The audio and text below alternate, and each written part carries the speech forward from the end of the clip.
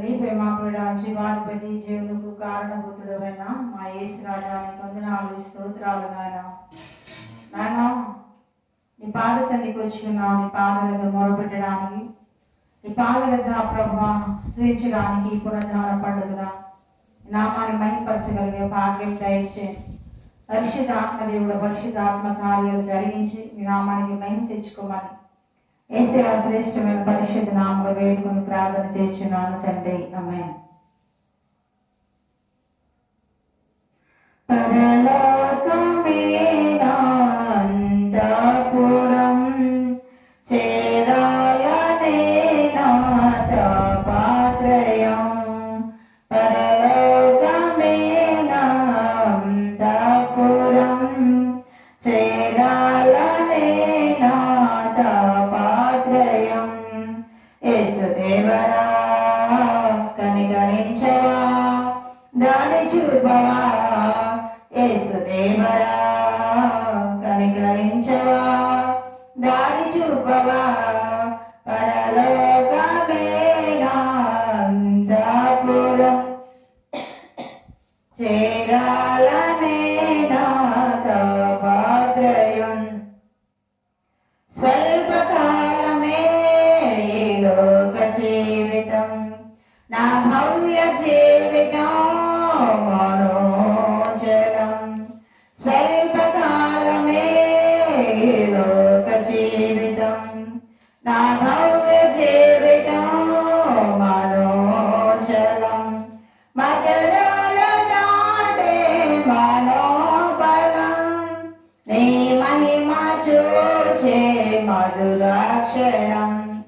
మధురాల దాటే మనోబలం, నీ మహిమ చూపే మధురాక్షణం.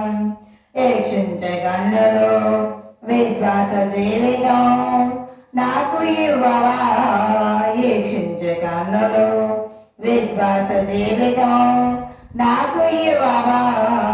పరలోకమేనాంతఃపురం చేరాలనే నాథపాత్రయం.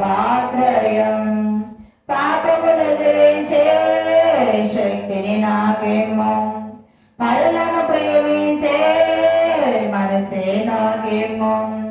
పాపమును ఎదిరించే శక్తిని నాకేమో, పరులను ప్రేమించే మనసే నాకేమో. ఉద్రేకపరచే దురాత్మను ఎదురించి పోరాడే శుద్ధాత్మను.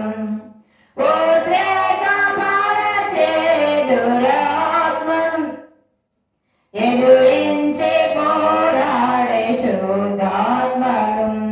మోకాళ్ళ జీవితం కన్నీటి అనుభవం నాకు నేర్పవా. మోకాళ్ళ జీవితం కన్నీటి అనుభవం నాకు నేర్పవా. పరలోకమేనాంతఃపురం చేరాలనే నాథపాత్రయం. యేసుదేవరా కనికరించవా, దారి చూపవా. యేసుదేవరా కనికరించవా, దారి చూపవా. పరలోకమేనాంతఃపురం చేరాలనే నాథపాత్రయం.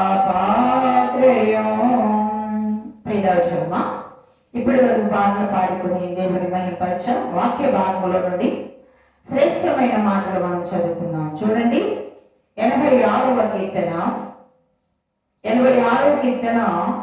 5వ వచనం చదువుకున్నట్లయితే, ప్రభువా నీవు దయాళుడవు, క్షమించుటకు సిద్ధ మనస్సు గలవాడవు. నీకు మొరపెట్టిన వారందరి ఎడల కృపాతిశయమ గల వాడవు. యెహోవా నా ప్రార్థనకు చెవియొగ్గుము.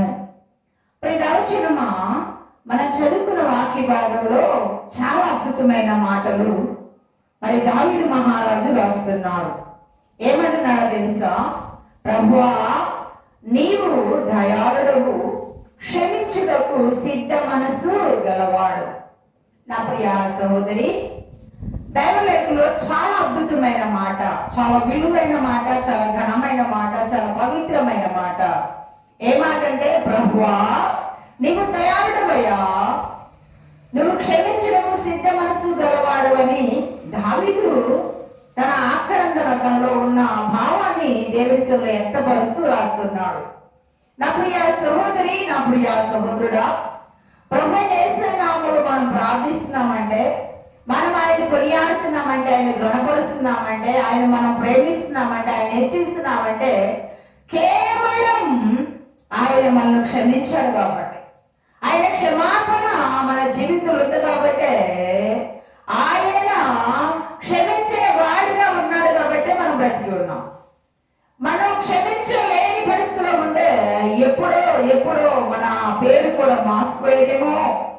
దైవగ్రంథం మనం చూస్తున్నట్లయితే చాలా అద్భుతంగా దేవుడు వివరిస్తున్నాడు. ఏమంటున్నాడు? ప్రభువా నువ్వు దయాళుడవయ్యా, దయగల దేవుడవయ్యా, దయగల దేవుడవయ్యా, దయాళుడవే కాదయ్యా, క్షమించుటకు సిద్ధ మనసు గలవాడు. నా ప్రియ దైవజనమా, ఇక్కడ మనం జ్ఞాపకం చేసుకుంటే ప్రభువు మహా మహిమ గల దేవుని ఎలా వివరిస్తున్నాడు, ఎలా వర్ణిస్తున్నాడు, ఎలా కనపరుస్తున్నాడు ఈ దావీదు మహారాజు. దయాళుడైన దేవుడు క్షమించుటకు సిద్ధ మనసు గలవాడు. నరులు చేసిన అతిక్రమం, నరులు చేసిన పాపము, నరులు చేసిన మానవ అతిక్రమలకు చూడగా ఎవడు కూడా ఆయన ముందు నిలబడలేని పరిస్థితి, నిలబడలేని స్థితిలో ఉన్న వారిని ఆయన దారి చూపించి క్షమించాడు. దావీదు మహారాజును క్షమించాడు. దావీదు మహారాజు చేసిన తప్పిదాన్ని క్షమించాడు. కాబట్టి ఏమంటున్నాడంటే, అయ్యా నువ్వు దయాళువే కాదయ్యా, క్షమించుటకు సిద్ధ మనసు మంచిదయ్యాలని. ఈ రోజు నా ప్రియ దైవజనమా, నా ప్రియ స్నేహితుడా, క్షమించే మనసు ఎవరికి ఉంటుంది అంటే దయగల వారికి మాత్రమే ఉంటుంది. చాలా మంది క్షమించలేరు, ఎదుటి వ్యక్తిని క్షమించలేరు. భార్యను క్షమించలేని వారు ఉంటారు, భర్తను క్షమించలేని వారు ఉంటారు, పిల్లలను క్షమించలేని వారు ఉంటారు. సమాజంలో ఎక్కడ ఏ ప్రదేశం చూసినా క్షమించలేని వారు ఉంటారు. నా ప్రియ సహోదరి, క్షమాపణ చాలా గొప్పది, చాలా విలువైనది, ఘనమైనది. ఎందుకంటే క్షమించే మనసు ఎవరికి ఉంటుందో వాళ్ళకి దయగల మనసు ఉంటుంది, ప్రేమగల మనసు ఉంటుంది, వాళ్ళలో కాఠిన్యం ఉండదు. ఎందుకు ఉంటుందంటే క్షమించే మనస్తత్వం, క్షమించే మంచి గుణలక్షణం వాళ్ళలో ఉంది. అందుకే ప్రభువారు మనం జ్ఞాపకం చేసుకుంటే ఆ మూడు బ్రేకుల మధ్య వేలాడదీయకూడదు. మరి ఆయన స్వరూపాన్ని సొగసును కోల్పోయినప్పటికీ కూడా చాలా దీవెనకరమైన మాట తెలియజేస్తాడు. అమ్మలాల నా కోసం ఏడకండి, మీకోసం మీ పిల్లల కోసం ఏడమని చెప్తూ ఆయన శిలువలో ఒక మాట పలుకుతున్నాడు, తండ్రి వీరేమి చేయించున్నారు, వీరెరుగురు వెళ్ళి క్షమించండి. నా ప్రియ సహోదరి, నా ప్రియ సహోదరుడు, చేతులు జోడించి మనం చేస్తున్నాను. క్షమించే మనస్తత్వం నీకుందా? క్షమించే మనస్తత్వం కలిగి నీ జీవిస్తున్నావా? లేకపోతే కఠినంగా, ఘోరంగా, మరి దేశం, కక్ష, కార్పణ్యం కలిగి ఉందా? నువ్వు దేవుడి కుమార్తెవు కావు, దేవుడి కుమారుడు కావు. క్షమించే మనసు ఎవరికి ఉంటుందంటే దయగల వారికి ఉంటుందంట. దయాళుడైన ప్రేమాగల దేవుడు, కరుణగల దేవుడు, కరుణావాత్సల్య గల దేవుడు. ఆయన గమనించినట్లయితే ఎంత మంచి దేవుడు. లేఖనాలు మనం చదువుతూ ఉంటే ఆయనలో ఉన్న గొప్పతనం, ఆయనలో ఉన్న మంచితనం, ఆయనలో ఉన్న సాత్వికం, ఆయనలో ఉన్న సద్గుణాలు, ఆయనలో సత్ప్రవర్తన మనము కూడా కలిగి ఉండాలి. మనము కలిగి లేకపోతే వచ్చి పోవడం వల్ల, దేవుడి మధ్యలో కూర్చోవడం వల్ల ప్రయోజనమో లేదు. ఎడమని జ్ఞాపకం చేసుకుంటే ప్రభువా నీవు దయాళుడవు, క్షమించుటకు సిద్ధ మనసు గలవాడు అంటున్నాడు. నువ్వు ఎలా ఉన్నావు నీ ఆత్మీయ జీవితంలో? క్షమించే మనస్తత్వం ఉందా? క్షమాపణను కలిగిన వ్యక్తిగా ఉన్నావా?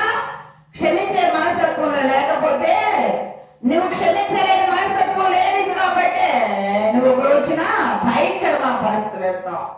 ఒక వ్యక్తి ఉన్నాడు, అతడు ఏం చేశాడంటే ఒక అధికారి ఎదుగు వెళ్ళి అధికారి దగ్గర అడుగుతున్నాడు, అయ్యా నన్ను క్షమించయ్యా, నన్ను క్షమించు, నేను ఈ రుణం తీర్చలేను, నా సహాయం చేయమని క్షమాభిక్ష కోరినప్పుడు ఆ అధికారి ఏం చేశాడంటే తనకి ఇవ్వాల్సిన రుణాన్ని క్షమించి నేను క్షమించాను, నీ రుణం నాకు అక్కర్లేదు అన్నట్లుగా చెప్పాడు. అయితే ఇంకో వ్యక్తి దగ్గరికి వెళ్ళాడు, ఆమె గమనించండి, నువ్వు నాకు ఇచ్చిన రుణం నాకు ఇస్తావా లేదా అని వెంటనే చేశారు తెలుసా. మరి అతన్ని గొంతు పట్టుకొని భయంకరంగా అతన్ని కొట్టి అతన్ని ఇబ్బంది పెట్టాడు. ఆ క్షమించిన మొదటిగా క్షమించిన అధికారికి తెలిసినప్పుడు వెంటనే అతను పిలిచాడు. ఏంటి నువ్వు చేసిన పని? నేను క్షమించినందుగా నీ సహోదరుడు ఎందుకు క్షమించలేదని అడిగినప్పుడు అతడు ఏం చేశాడు? మౌనంగా ఉన్నాడు. నా ప్రియ సహోదరి, ఈ రోజున ఒకరినొకరు క్షమించకపోతే, ఒకరినొకరు ప్రేమించుకోకపోతే, ఒకరినొకరు గౌరవ మర్యాదలు చూపకపోతే పరమందున్న దేవుడు కూడా నేను క్షమించడు. భూలోకంలో ఎవరిని క్షమించలేనండి. నాకు చాలా చాలా కక్షలు ఉన్నాయి, కార్పణ్యాలు ఉన్నాయి. నా మనసంతా కుళ్ళు కుచితము, నా మనసంతా ద్వేషం అసూయ కలిగి ఉన్నాను. నేనే గొప్ప, నేనే అనుకుంటూ ఉంటే ఒకరోజు నువ్వు మోసపోతావు. నేను క్షమించే వాళ్ళు ఎవరు ఉండదు. నేను క్షమించి నేను ఆదరించే వారు ఉండదు. కాబట్టి ప్రభువాను దయాళుడు అయ్యా, క్షమించడము సిద్ధ మనసు గలవాడవు. నా ప్రియ సోదరి, దావీదు మహారాజు చేసిన తప్పిదాన్ని బట్టి పరమంతుడ దేవుని దగ్గర ఒప్పుకున్నాడు. అయ్యా, నేను చేసిన విక్రమములు, నేను చేసిన దోషములు, నేను చేసిన అయ్యా వ్యతిరేకమైన పనులు క్షమించావయ్యా, నన్ను మళ్ళా నిలబెట్టావని దేవుని స్తోత్రము చెల్లించా.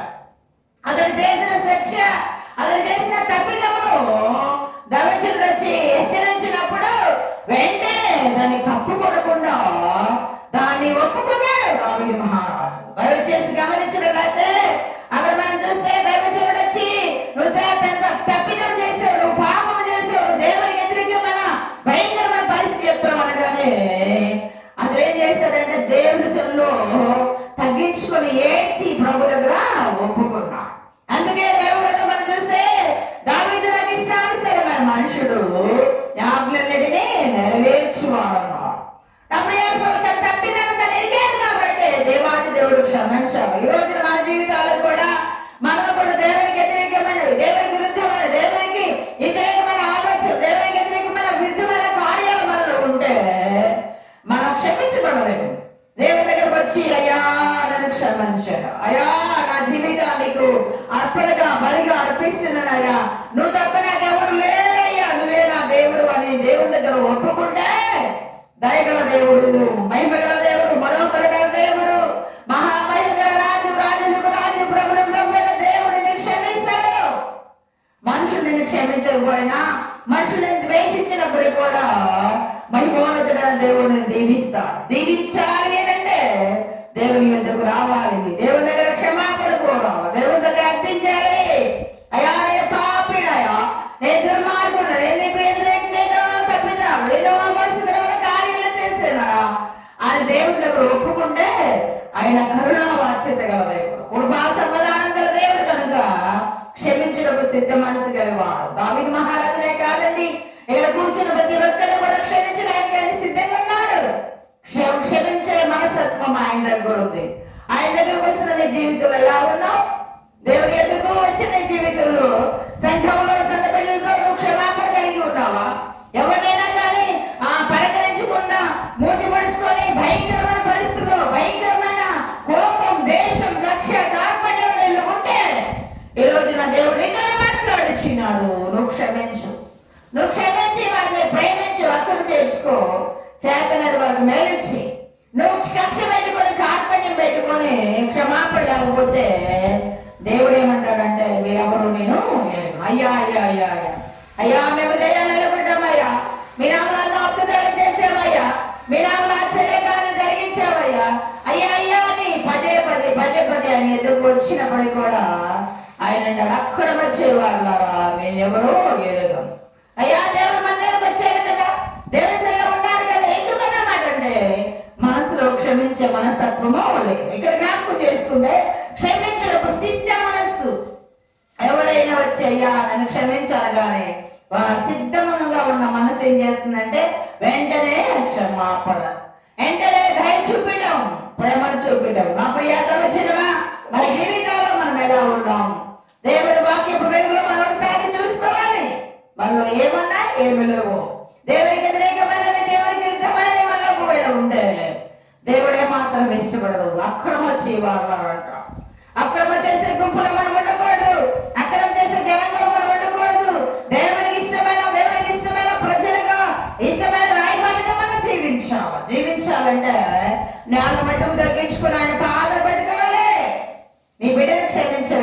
మంది, భార్యను క్షమించలేరు చాలా మంది భర్తను క్షమించలేరు. క్షమాపణ లేదు కాబట్టి వాళ్ళ ఎముకలకు కుళ్ళు వస్తుంది. క్షమించలేని మనస్తత్వం ఉంది కాబట్టి హై బీపీ, గమనించండి, గుండె ఆటిడాకు ఎందుకు వస్తుంది? బలహీనతలంట వాళ్ళలో ఉన్న కక్ష, వాళ్ళలో క్షమించే మనస్తత్వం లేదు కాబట్టి వారు ఎప్పుడు ద్వేషంగా ఉంటారు. వాళ్ళు ఎప్పుడు ఏమన్నా కదిలే సముద్రం వల్లే గమనించండి, కోపాన్ని వెళ్ళదొక్కేవారుగా, కోపాన్ని పెడమపడబెట్టేవారు ఉంటాం. అలా ఉండి ఏమవుతుందంటే ఒక్కసారి నరాలన్నీ పట్టేసి హార్ట్ అటాక్ వచ్చే భయంకరమైన పరిస్థితులకు వెళ్ళిపోతారు. అలాంటి పరిస్థితికి గురి కాకుండా ఉండాలంటే చాలా చాలా చాలా దీవెనకరమైన మాటలు మనం జ్ఞాపకం చేసుకుంటే అంటాడు, క్షమించదగు స్థితి మనసు గలవాడవయ్యా, నీకు నేను మొరపెట్టు వారందరి ఎల్లా కృపాతిశయము గలవాడవు. యెహోవా నా ప్రార్థన చెవియొద్దవయ్యా, నా ప్రార్థన ఆలకించవయ్యా, నా ప్రార్థన జవాబు దయచేయవా.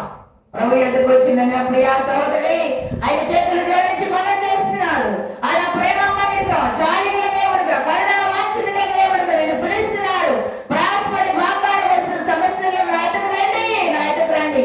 పాపంలో శాపంలో అంధకారం బ్రతకకూడదు. మీ జీవితాల్లో దీవెనకరంగా ఆశీర్వాదకరంగా బ్రతకాలని ఉద్దేశించాలని పిలుస్తున్నాడు. ఆయన ఎదురుకు వచ్చి ఆయన దగ్గర క్షమాపణ కోరినట్లయితే నీ జీవితం ధన్యకరంగా, దీవెనకరంగా, ఆశీర్వాదకరంగా ఉంటుంది. ఆశీర్వాదకరంగా ఉండాలి అంటే నేల మట్టుకు తగ్గించుకుని ప్రభు పాదాలు పెట్టుకొని ప్రభు దగ్గర ఏడవాలి, కన్నీరు కార్చాలి, రోదన చేయాలి. ప్రలాపము చేసినప్పుడు బలవంతున దేవుడు, పరలోకమంతున దేవుడు, మహామహిమగల దేవుడు, సర్వోన్నతుడైన దేవుడు నిన్ను బ్లెస్ చేస్తాడు, నిన్ను దీవిస్తాడు.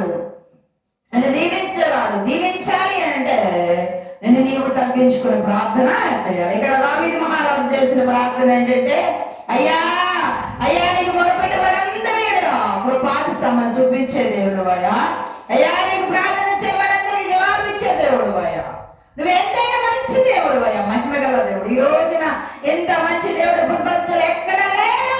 ఈడొక్కడే ఒక్కడే ఒక్కడే ఒక్కడే ఈడొక్కడే పరిశుద్ధుడు, ఈడొక్కడే ప్రేమమయుడు, ఈడొక్కడే నీతిమంతుడు, ఈడొక్కడే క్షమించే మంచి మనసున్న మహారాజు, మంచి మనసున్న మహారాజు. అందుకే చక్కగా ఒక భక్తుడు పాడతాడు, మనసున్న మంచి దేవ అయ్యా, మనసున్న మంచి దేవుడు అయ్యా, నువ్వు నిన్ను కొనియాడి, నిన్ను గణపరిచి, నిన్ను సేవించి, నిన్ను మహిమపరిచి వారందరికీ క్షమించగలిగే హృదయాలు ఇస్తావని. క్షమాపణ నీ దగ్గర ఉందా? క్షమించే మనస్తత్వం లేకపోతే దేవుడు అంటాడు అక్రమ చేయవారు అంటాడు. అక్రమ చేయకుండా దేవునికి ఇష్టమైన ప్రియబిడ్డలుగా మనం జీవించాలంటే అందరినీ క్షమించాలి, అందరితో సమాధానంగా ప్రేమ కలిగి. ఎంతకాలం బ్రతుకుతావు తల్లి, ఎంతకాలం బ్రతుకుతావు తమ్ముడు, ఎంతకాలం బ్రతుకు చెల్లి, నీ జీవితంలో దేవునికి మహిమాత్మకంగా బ్రతకాలి. ఓ పలానా వ్యక్తి చాలా మంచివాడు, చాలా యోగ్యుడు, చాలా పరిశుద్ధుడు, దగ్గరికి వెళ్ళి అయ్యా నా సహాయం చేయమన్నా, లేకపోతే అయ్యా నన్ను క్షమించమన్న వెంటనే మంచి మనసు ఉందని చెప్పాలి. అంతేగాని నీ గురించి చెడ్డగా, అపహాసంగా, దోషణకరంగా మాట్లాడుతున్నారంటే ఒకసారి నువ్వు పరిశుద్ధి చేసుకోవాలి. ఎందుకంటే వాక్యపు వెలుగులో నువ్వు సరి చేసుకున్నట్లయితే మహనీయుడు, మహోన్నతుడు, సర్వోన్నతుడు, సర్వాధికారి అయిన దేవుడు, నీ హృదయాంతరంధ్రాలైన దేవుడు ఆయన నిన్ను క్షమిస్తాడు, ఆయన నిన్ను ప్రేమిస్తాడు. యేసయ్య నామములో మనం ప్రేమను క్షమించే మనస్తత్వాన్ని కలిగి ఉండాలి. అందుకే సంఘానికి అపోస్తలుడైన పౌలు కొలసీకి రాసిన పత్రికలో అంటాడు చాలా అద్భుతమైన మాట. ఏమంటాడంటే, సహోదరులారా ఒకరినొకరు క్షమించుకొని, ఒకరినొకరు బుద్ధి చెప్పుకొని, ఒకరినొకరు హెచ్చరించుకుంటూ, ఒకరినొకరు బోధ చేసుకుంటూ దేవునికి ఇష్టలుగా మీరు జీవించాలి. ఇదే సంఘ కట్టుబాటు, ఇదే సంఘ నియమం అని అపోస్తలుడైన పౌలు తెలియజేస్తున్నాడు. నా ప్రియ సోదరి, లోకస్తులు క్షమించే మనస్తత్వం లేకపోవచ్చు, కానీ దేవుని కలిగిన నీకు క్షమించే మనస్తత్వం ఉండాలి. నేను ద్వేషించిన వారిని, నేను తిట్టిన వారిని, నేను అపహాసం చేసిన వారు, దోషణ కలిగిన మీద మాట్లాడిన వారిని కూడా క్షమించాలి. దేవుడు చూసుకుంటాడు అని దేవుని మీద మన భారం మోసి వారి హృదయపూర్వకంగా ప్రేమించి వారి కొరకు ప్రార్థన చేయాలి. పరలోకమందున దేవునికి ఇష్టలుగా మనం ఉండాలంటే మీ శత్రువుల కొరకు కూడా ప్రార్థన చేయాలి. నా ప్రియ సోదరి, శత్రువుల కొరకు ప్రార్థన చేసే మనసు నీకు విరుద్ధంగా నడిచే వారి కొరకు ప్రార్థించే మనసు నీకుందా? అలా ఉన్నట్లయితే పరమందున దేవుడు, పరిశుద్ధుడైన దేవుడు దీవిస్తాడు. దీవెనాస్పదాలు మనం పొందుకోవాలని ప్రభు యేసయ్య నామములో తెలియజేస్తూ ఈ లేఖన భాగాలు దేవుడు దీవించి ఆస్వాదించును గాక. ప్రార్థన చేసుకుందాం. మహాపరిశుద్ధుడు, మహోన్నతుడు, సర్వోన్నతుడైన మా ప్రభువాని వందనాలు, స్తోత్రాలు నాయన.